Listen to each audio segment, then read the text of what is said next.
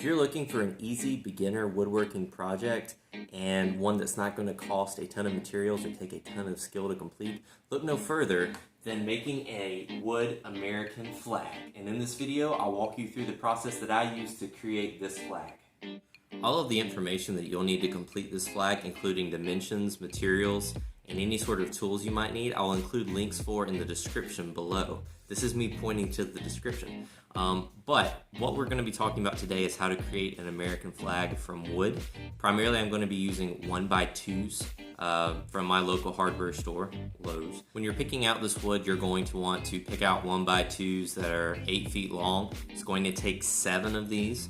And at about $2 a piece, you're looking at about $14 in wood. When you're picking out these boards, you want to make sure that they're as straight as possible. Generally, with thin wood like this, it's very hard to find straight boards that are not warped in some way, but you want to try to find boards that are straight. You want to buy those. If you find them, buy them and run. Leave Lowe's immediately. Leave Home Depot immediately. So to make this flag to scale with 1x2s, you're looking at roughly 37 inches long for the flag and 19.5 inches tall. What that's going to allow you is that each one of those 1x2s will be one stripe in the flag. And of course, there's 13 stripes representing the original 13 colonies.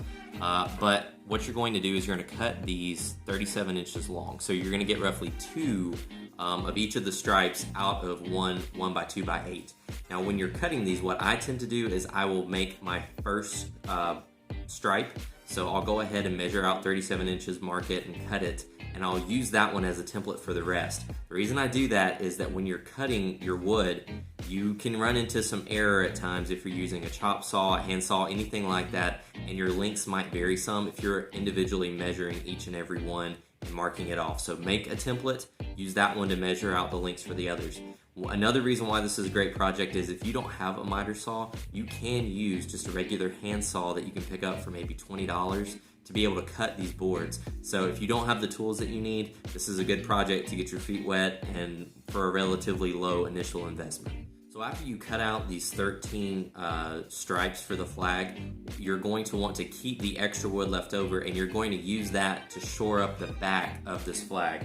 So since the flag is 19.5 inches tall, I cut these strips and I'm going to attempt to show you. This flag is a little bit heavy, but I made these strips 18.5 inches long. So you can make this from leftover scrap wood. It's not going to require, an extra 1x2 or anything like that. But you want to go ahead and cut those, and I use 3 just to make sure that the flag is going to maintain its shape and stay secure. So the next step in this is you want to actually lay out the strips that you've cut and the orientation of the flag. So you want to go ahead and lay them out. You want to make sure that all the ends are even. I'm actually using a couple different tools here to make sure that everything's square. One tool that I have from cutting sheetrock in the past is actually a sheetrock straight edge that's 4 feet long. So I use that to make sure that the wood's even, make sure everything's going to line up. I really want to get all of these kinks sorted out before I move on to staining because I don't want to have to change things once I move past this point. So now that we've made sure that all of our boards are in good condition and we have it ready to go, we're going to want to start staining these different boards. To actually measure where we need to score to keep that stain bleed from happening, we're going to lay out the star template. We're then going to take a box cutter and lightly score the wood and then go back over that same spot and make the score a little bit deeper. You won't see that score in the final product, but it does make a lot of difference when it comes to preventing stain bleed. If you've not worked with stain in the past, one of the I guess key items I would say about stain is oftentimes it behaves like ink from a ballpoint pen. If you put a ballpoint pen on paper, that ink tends to spread out and kind of go through the paper. Stain can do the same thing. So that's why we want to score here on the stripes that are going to have the blue background for the stars, is just to make sure that we don't have that stain bleed occurring on our flag. So now that we've done this, we're going to start staining the different pieces of wood for the stripes. I do all of it in waves, so I did all of my red stripes first. I did apply pre-stain before I applied the stain, so I apply that pre-stain, let it set, I wipe off any extra pre-stain, and then I put the stain on itself, and I work in waves. And what you do is as you apply the stain, of course, you rub off any extra stain. You can leave a little bit extra on it if you want that more rich, vibrant color, but you can also rub it way off if you want to have a little bit less color in your flag. I do use the Minwax brand stains as well as pre-stain. So you're going to see that a lot in my videos. Not sponsored, just I like that as I've always used it.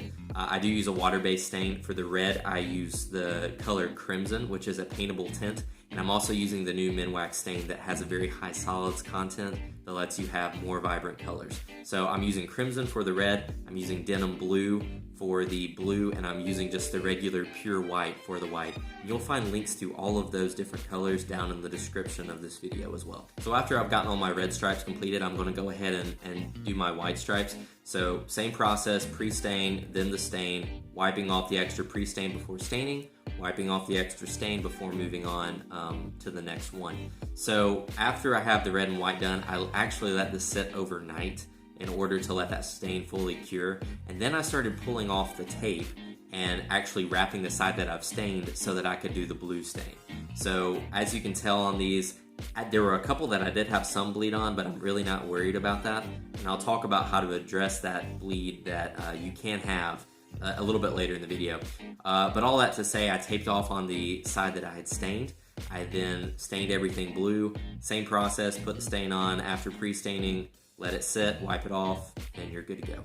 So this next step that you're going to see me doing is actually attaching the stripes together. So first you want to make sure that your stripes are oriented correctly. I then just mirror those over. I flip them over so that I'm dealing with the back. I then use my square, straight edge, something that I know I can get the stripes flush with and straight with. I will then make sure that they're square, and then I actually use a clamp to clamp these stripes together, because as we know, the wood will have some slight bows and imperfections, but we just want to try to get these stripes as close together as possible. So after I clamp these down, I'm going to apply some wood glue to the back of these wood boards. I'm going to put these 18.5-inch boards that we had already pre-cut on the back, and you have some flexibility here. You could put screws on. That's probably the best solution in addition to the wood glue in order to be able to hold these in place. You could use a automatic nailer if you have it. As you see, I chose to drive nails with a hammer. That's kind of penance for not doing my due diligence and making sure that I had the right length of screws, or that I had enough nails or the right nails for my nail gun. But once again, this is a cheap alternative, a cheap way to make this all work. Wood glue is relatively cost effective, and a hammer you can't go wrong with. You never know when you're going to need a hammer. Maybe you're Thor and you need to exact justice with Moldy or something like that. I did put 3 of these bars to support the flag on the back. That's also going to give me a convenient location for me to attach my command strips to hang it, which I'll talk about hanging items with command strips in the next video.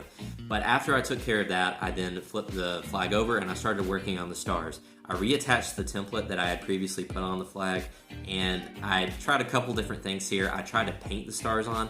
Quite frankly, if you're looking for a cost-effective option to do this, painting the stars on is probably your best bet, but I did not like the way it looked because the paint was bleeding. So what I ended up doing is I took a marker and traced out the stars from the star template. I took the template off, and I used my Dremel and just very slowly and methodically dremeled out the stars to give them a little bit more definition. Like I said, this is more work. It took me probably about an hour and a half to do all these stars. But I feel like it added really great definition of the flag, and I would do it again if I was making another flag just based on the results. If you're looking for a cheap option though, just get the stencil and paint the stars on. So after I used the Dremel to cut out the stars, I actually went back with some white wood stain and put that inside the stars so that the stars would match the stripes. But I went back in, it took me about 45 minutes to do that touch-up work, but I think it looks good with the stars touched up versus just having the wood exposed so that everything matches. I also took this time to use some extra red, white, and blue stain to touch up some of the bleed spots. I decided early on this, after seeing the way the stain turned out, that I did not want to do any sort of wood burning to draw out the grain. So I did go ahead and just touch up the bleed spots. And to address bleed spots really quick, if you do get bleed spots on the flag, you could obviously sand to try to remove them, but then that means you might have to restain. So the 2 best methods that I can give you to do that, to fix that, is to use the color stain to cover them up, or use the wood burning technique like I used in my Captain America video with a torch, in order to scorch the wood, and when you do that, it will help hide some of those bleed areas. So after taking care of that, I let the flag sit overnight so that all the stain dried, and then I came back with some of my trusty Helmsman Spar polyurethane to put over the top. I used an aerosol canister, once again doing this so that my colors didn't bleed, and it was some that I had left over from my Captain America flag, so I was just using up what I had. But I put one really good coat on the surface. It did add a little bit of yellow coloration of the flag, which I'm good with because I think that makes it look more authentic. But if you are looking for more of a clear finish on your flag and you really want to capture those colors, you're going to want to go with a polycrylic to help seal that flag, a high gloss or semi-gloss polycrylic.